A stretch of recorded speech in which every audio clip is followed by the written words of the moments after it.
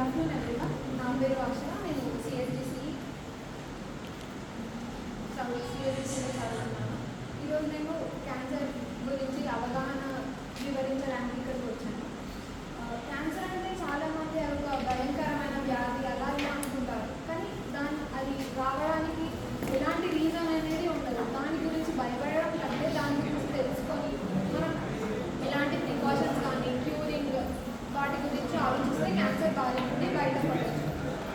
జనరల్గా క్యాన్సర్ అనేది మనం డైలీ రొటీన్ చేంజ్ అవ్వడం వలన, లేకపోతే జంక్ ఫుడ్ ఎక్కువ తినడం వలన, వీటి వలన క్యాన్సర్ బారిన పడతాం. అసలు క్యాన్సర్ అంటే ఏంటి?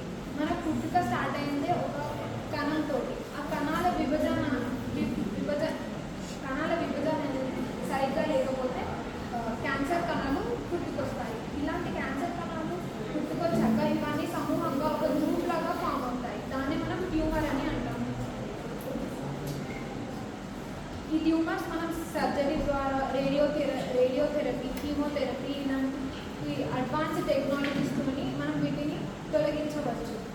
క్యాన్సర్కి 4 స్టేజెస్ ఉంటాయి. స్టేజ్ 1, 2, 3, 4.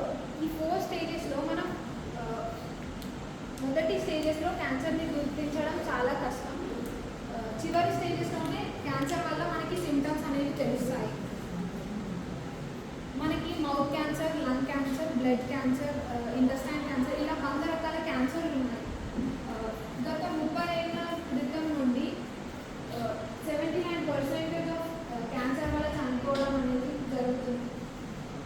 ఇలా ఇన్ని మరణాలు జరగడానికి కారణం అయితే మనకి ఎవరికి అవగాహన లేకపోవడం దానిపైన.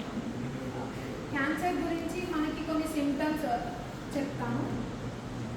మనకి బ్లడ్ వామిటింగ్స్ రావడం కానీ, లేకపోతే సడన్గా వెయిట్ లాస్ కావడం, హెయిర్ ఫాల్ కావడం,